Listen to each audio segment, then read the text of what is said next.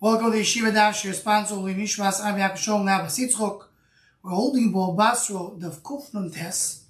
We're starting Daf Kufnun Ches on the base in the bottom.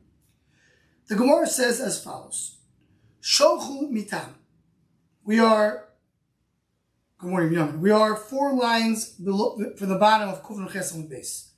Shochu mitam. They're said from there. Now this following Gemara, going from here until Amud base, is a Gemara which the Rashbam and Tosfos both say this Gemara really belongs earlier. It should have been written two blot ago, because the only reason this Gemara is brought down over here is because eventually we will bring a raya from the Mishnah from 2 blot ago. So that's why we bring this Gemara over here. So that's why the Gemara doesn't belong here, it belongs earlier. It says the Gemara, Shochu Misam, they said from there, Ben Shalova benichse oviv b'chaye oviv. The son borrowed money from the nechasim of his father in the life of his father, Femes, and he died. But noi moitzi yad lekochos. The son takes out from the buyers. Now, this the Gemara is going to try to understand. There is a sentence that came from Eretz Yisrael, and the sentence did not make sense. Meaning, not that it didn't make sense. The sentence is kosher b'dinei momis. That's the halacha, but it's hard to accept it. That's what it means. The halacha is like this, but it's hard to accept it. The question is, what is the sentence? The sentence needs to at least make logical sense. So the Gemara's first attempt is that there's some sentence saying that someone who borrowed money from his father's nechasim, he goes to the kuchas and takes from them. That sentence makes no sense. He borrowed, so he takes. Usually someone who borrows has to give. That's the Gemara says right away, Loive my mafik. The borrower takes out what? Void lekuchos mafik. What's kashak is lekuchos? We didn't mention that the nechasim were sold. The sentence just doesn't add up. Elo. Eat ba'achi, eat ba'adaf. Kufnu tesam da'avadaf. The sentence that was separated so is a little different. The Gemara now is trying to say, by the way, the Gemara is not going to say one thing. Can it be doichet? Try to bring other attempts to come to bring the sentence in different ways. And then we'll conclude and say this sentence that we're saying right now. What is the sentence? Ben shemochar ben nechsov, not lova. He sold the nechos of his father. B'chay oviv, in the life of his father. V'meis, now the son died. B'noi moitzi miyad l'kochos. So what do you have? You have a grandfather, Yaakov Avinu. You have a son, Reuven. You have a grandson, Mochir ben Reuven. So, Reuven is selling the property of his father, of Yaakov. But he dies before his father Reuven dies before Yaakov. So now that Yaakov dies, Mochir, the son of Yaakov, is going to go to the son of Reuven, is going to go to the buyers and extract what his father took out. That's very hard to understand. Why? Really, with the question of the Gemara, it's hard to understand. Your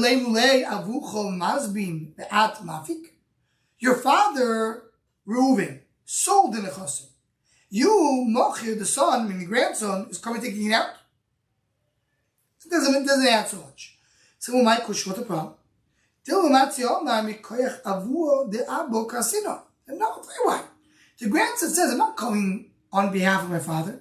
I'm coming on behalf of my grandfather. Meaning, once my father died, before my grandfather, I'm not inheriting my grandfather through my father. I'm inheriting my grandfather directly. Me, Machir, I'm getting the Yerusha directly from Yaakov. So my father's out, and now I'm coming in.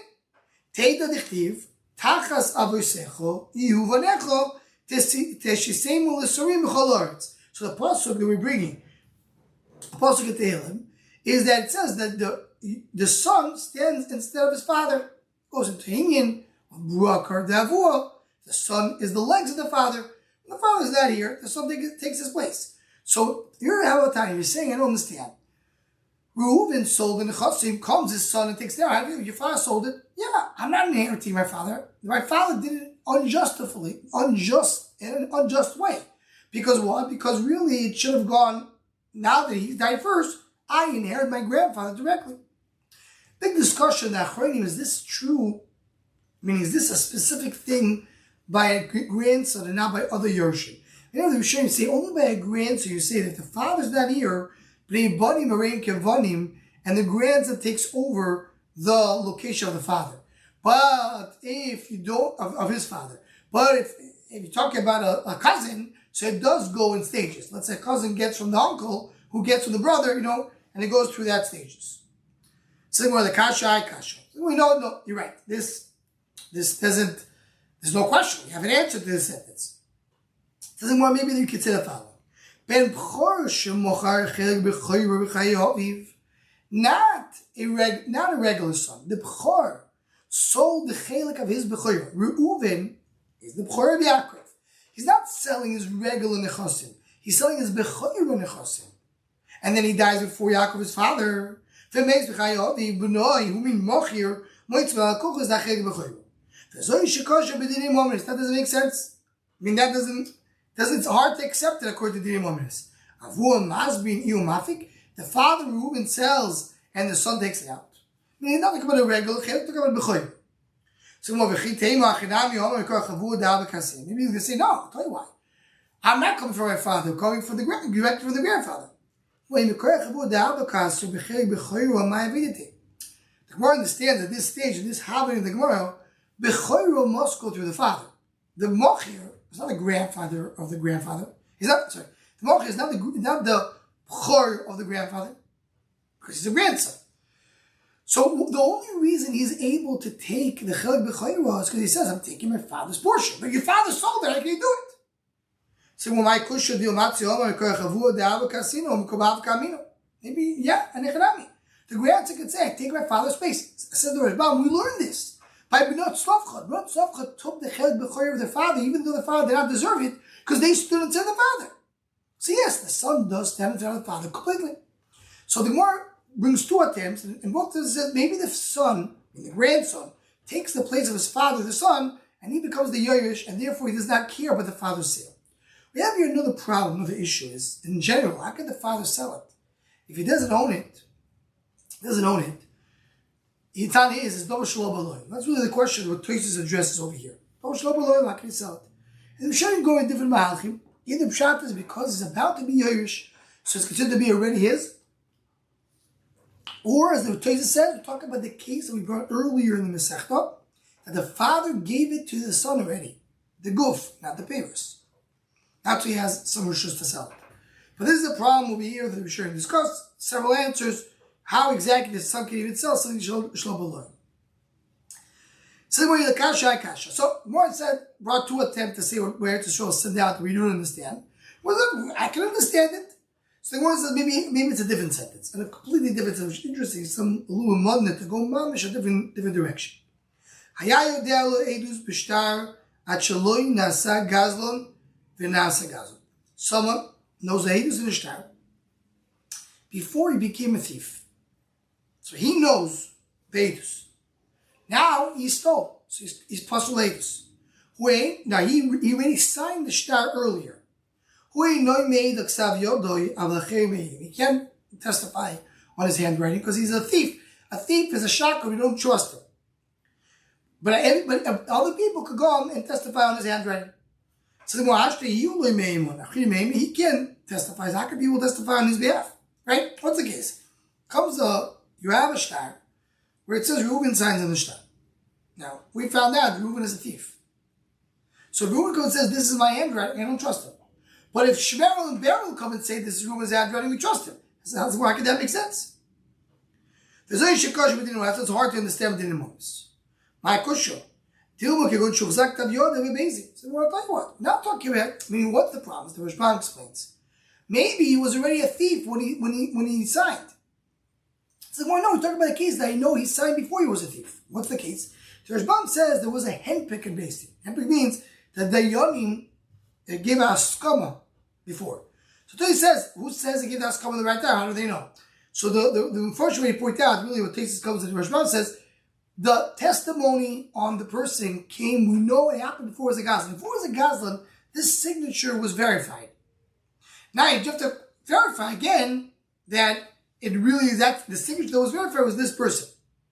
But I know it happened before he did the theft, before he stole. So therefore, when he signed the shtar, the edus was a good edus. Now you have to verify if it's really him. But even though now today is a gazlo, the fact that today is a gazlo doesn't change the fact that when he signed it, he wasn't a gazlo. So more now two similar options to try to say it.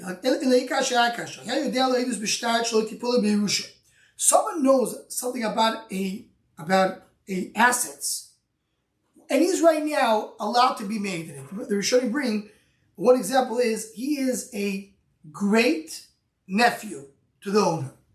Let's say you have Avram and Nocher. Nocher is the brother of Avram. And here we're talking about Yaakov. So while Nocher is alive, Yaakov can testify on Nocher. Because it's too far away. It's not a close curve. A great nephew could testify. But then Nocher died and he had no other relatives. So now Yaakov becomes the owner, the rightful owner. He can't testify anymore. He's the Gavadav. So that's what it is. When he signed the Eidus of the Shtar before he inherited the Chosim. We know the very simple, he can testify on his signature. Others could. So again, something more like again, what's the big problem to understand it? The boys asked the same question. How could it be that he can't do it and someone else could? Because we talked about that we knew the signature was done before he was the Gavadavar. A third attempt at this concept. He knows the testimony to somebody, and he signed it before he became a son-in-law. He was a stranger. This boy, this person became a son-in-law. He can't testify on his ksav yodoi because he's a relative, but others could. He's not the question. How can he can't testify, but someone else can testify on his behalf?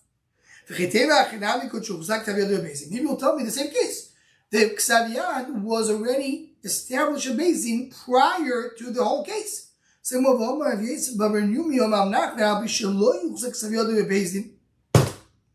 We have a clear thing that Yeshiva said. You can't answer this answer as we said in the previous two Okimtus. Because in this third Okimto, we know for a fact, Beis did not accept the Ksaviyat. So, if so, you go back to the same question. Same my question. I'll tell you what, it's not that we don't trust him. Because he's a son-in-law, we don't trust him. We trust him. But it's Xeris Melech. HaKadosh Baruch Hu said that you cannot rely on a relative, on a son-in-law. You can't. So I would love to rely on him, but I can't do that. That's really the only reason I'm not relying on him. Because he's lying. I'll give you a right to that. Moshe and Aaron to their father-in-law. You don't trust Moshe and Aaron? This example. Moshe and Aaron testify. You're not going to trust him? Of course you will trust him, right? So, but you still can be made. It's that you cannot testify for a relative. So what is like this? Even though I have a shtar and I have a signature of the son-in-law, he wants now as a son-in-law to come and say, trust me that it's okay. But we say you can't do that. But why can't I do that? Because I don't trust him. Because he's lying. Because he's lying. But because he's a son-in-law. Because technically he's a relative. If that's not the case, that's the problem. So therefore someone else can testify on his handwriting. It's not that his handwriting is a problem answer. He signed it before though he became a son-in-law. The only trouble is maybe now he's lying again. I don't think he's a liar. It's not like a gospel like before that maybe he's lying right now that it's a signature. So more, like we said before, meaning after we tried all these okimtus, basically really 5 okimtus, where it says the story of Nei Eretz Yisrael was the first case. Someone sold the nechusim of his father, and then he died. Before the father comes the son of this person, the grandson, takes everything in the kochos. Something more, what's so hard to understand? The grandson is standing in the name of place of his father. Because it says in the pasuk, Tachas abusecha yubonecha. Meaning the son stand, tell the father. Says the Gemara, the Kasher Tachas abusecha yubonecha, we have a pasuk like that. It's a bracha. What's the bracha? As the Rashbam says, the last line of the Rashbam in the Talmud, Shatzadikim yeshleim bonim u'bnei bonim liyosha. They have children and grandchildren to inherit them. It's a bracha that tzaddik will have a son and a grandson. But now the grandson stays in the place of the father. So we know that's the rule, but it's hard to accept it that the grandson is like more, who goes on behalf of his father, basically, has more powerful than the father. He tells the father sold it, but I just ignored the sale of my father. As the one continues, Tavkum base, Avalian Dino. So that's the Chiddush over here. Says the Gemara, Avalian Dino loy, meaning you're saying the pasuk is not a right. Not a right. So, but we found that in the Mishnah. We find this concept in the Mishnah, the grandson goes straight to the grandfather, not directly for the son. You're saying it's so hard to understand, don't rely on a pasuk. Here, we have a Mishnah that says that. Which Mishnah says it? That's how we get to our Surya. The Mishnah is, of course, it's about Tanya, but should really say about Tan. And that's the Mishnah in Kufn Zayin, 2 blad ago. Novel Abayis, Olov, Vel Oviv, Olov, Vel Marisha. The house fell on him and his father. On him, the one who's going to bequeath the chassid to him. He owes money.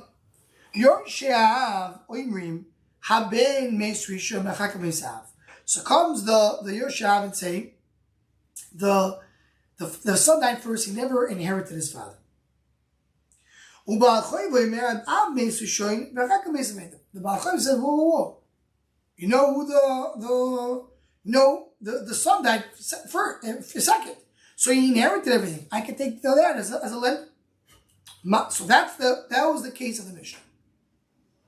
So one said, what is it? Who's arguing over here? My love. Yorshav b'nei boni. Moirishav achi. Meaning, the Mishnah didn't tell me who was who. The Mishnah just said like this. The house collapsed on the father and the son, case number 1. Case number 2, on other Morishim and the person. So let's focus on the first case. First, the house collapsed on the father and on the son.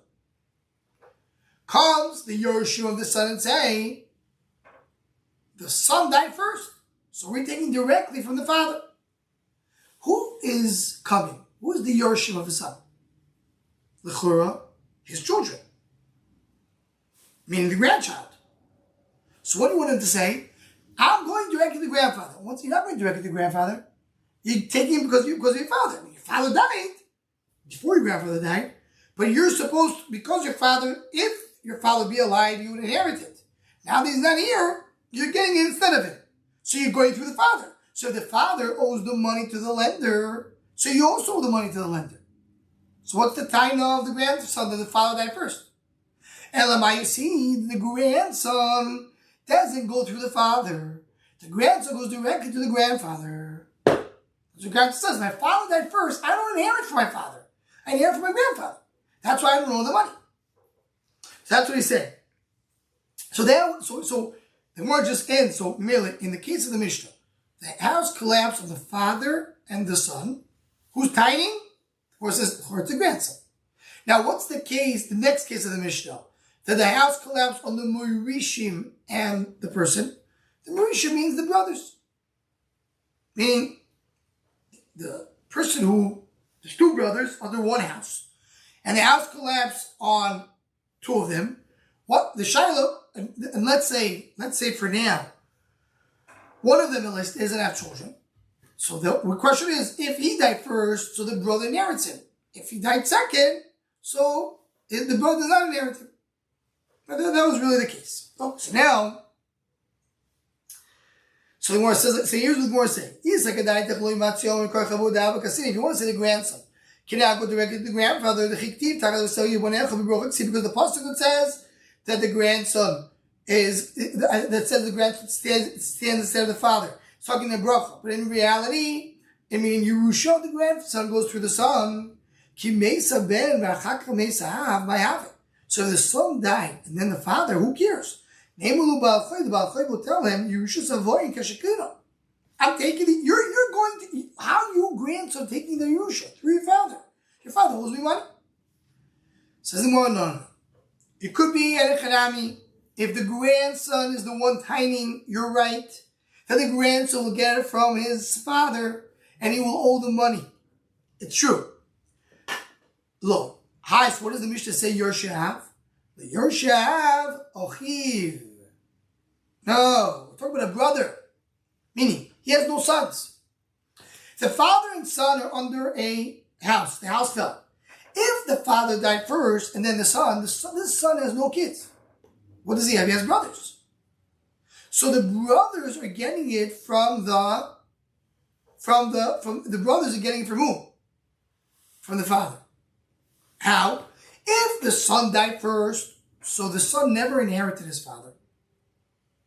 And then the father dies, he bequeaths to all the other kids that he has. Right? It's like an example. You have Yaakov, you have Reuven. That's our example before. So if the house fell on Yaakov and Reuven, what's like this?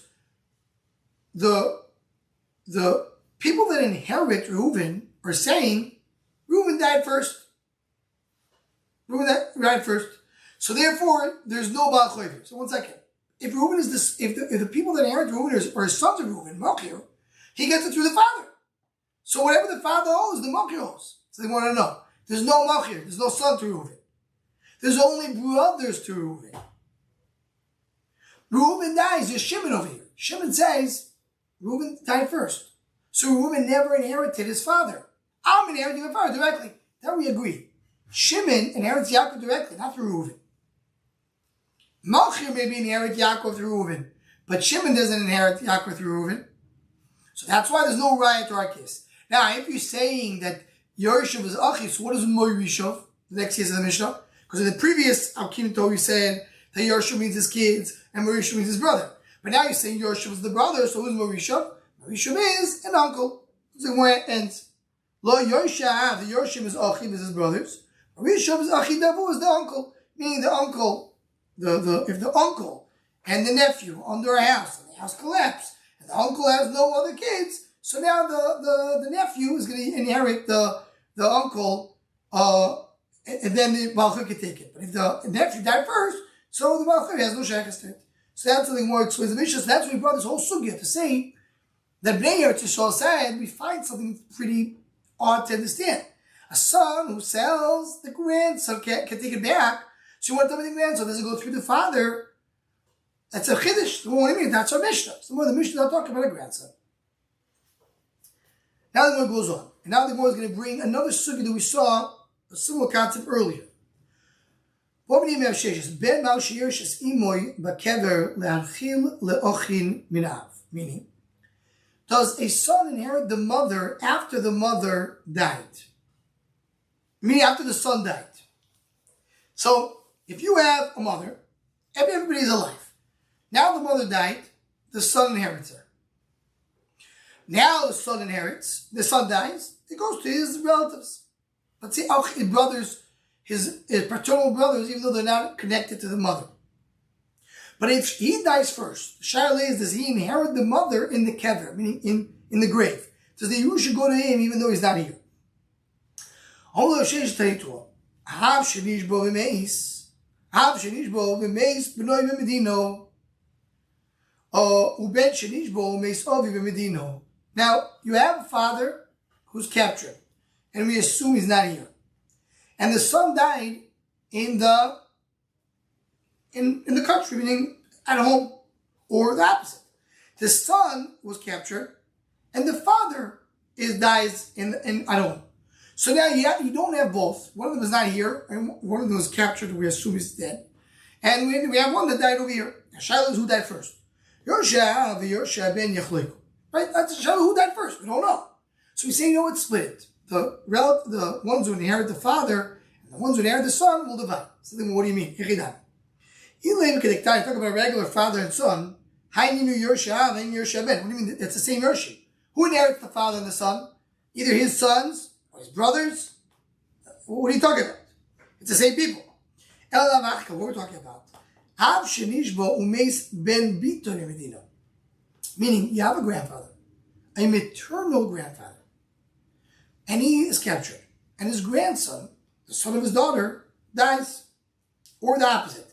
Ben Shenishba, So we have a maternal grandfather and a grandson dying. Who died first? If the grandson died first, he inherited the grandfather. If the grandfather died first, so the grandson did not inherit him. So now before we go back to the world, let's just think about it out loud.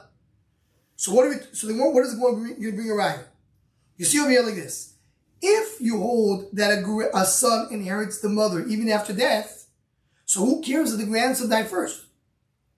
Even if he died first, he still inherits the mother, then he really inherits the grandfather. So you see from here, if he died first, he doesn't inherit. That's what the Gemara says. So again, the Gemara just explains. But that's the case. You don't know who died first. They just split it. According to what you wanted to say, the base of integration, even the son died first, he should still inherit the grandfather in his grave, meaning after death. And then the brothers from the father should inherit him. You see from here,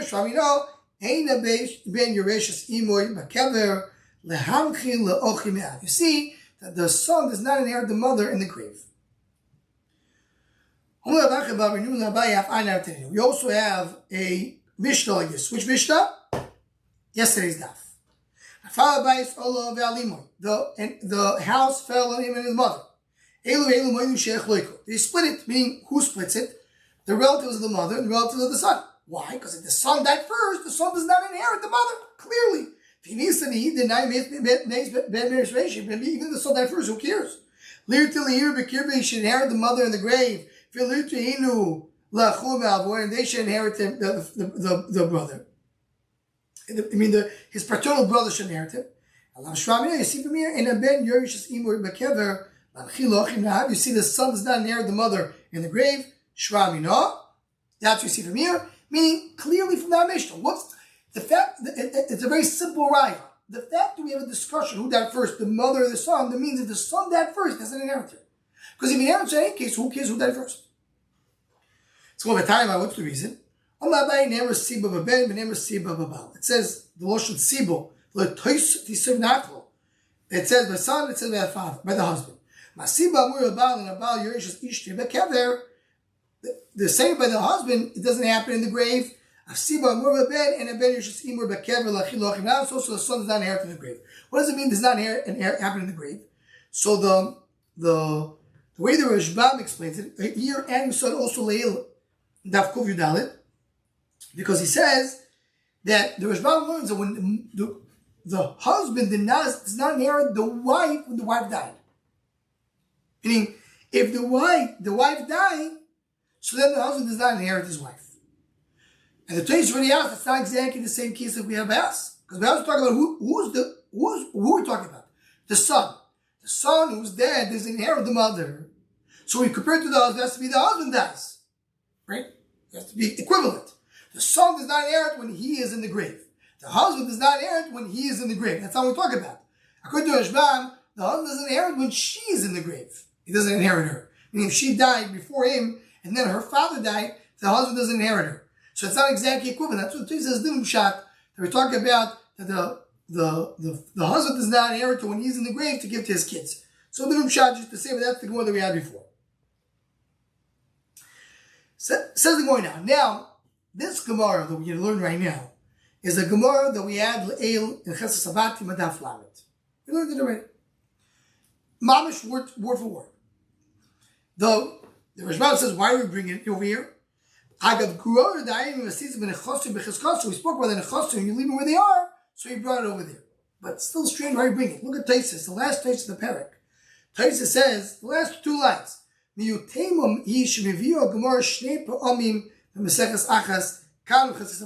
Taisus, it's not so clear why it's mentioned twice in the same Masechta. But let's see it. It's not an easy Gemara, but we'll go through it because we learned it already earlier, so just to mention. First it said, I sold you the Nechosim, which are the ones that I bought from Barsisi. That's his name. He had one land that was called the land of Barsisi. I'll love the Bir Barsisi. He said, sorry, this is not, I know it's called the Bir Barsisi, but it's not the Bir Barsisi.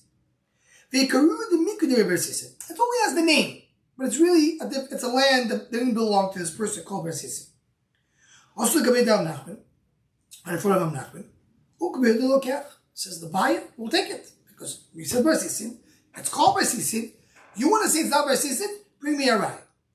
Amalei Rav Nachman, it doesn't make sense. You want to take the property away from the seller? You have to bring a rye. So machlekes, do you give it to the buyer or not? So the more Rami, the Rav Nachman.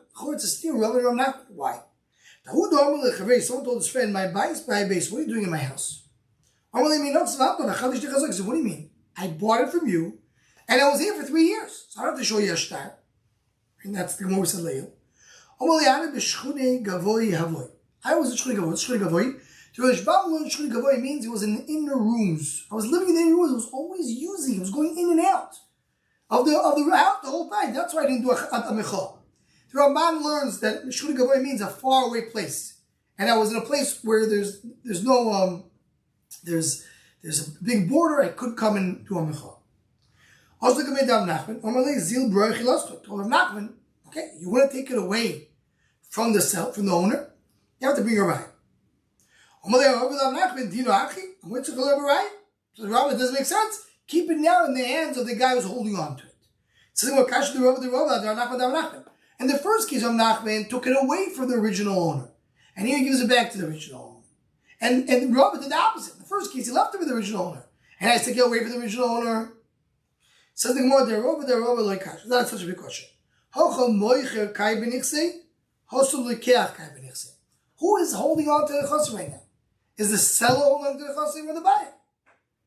In our case, we're talking about that. In the first case, the seller's holding on to the chassim. The buyer comes and says, give it to me. It says Bar Sisi. In the second case, we're talking the buyer's using it already for years.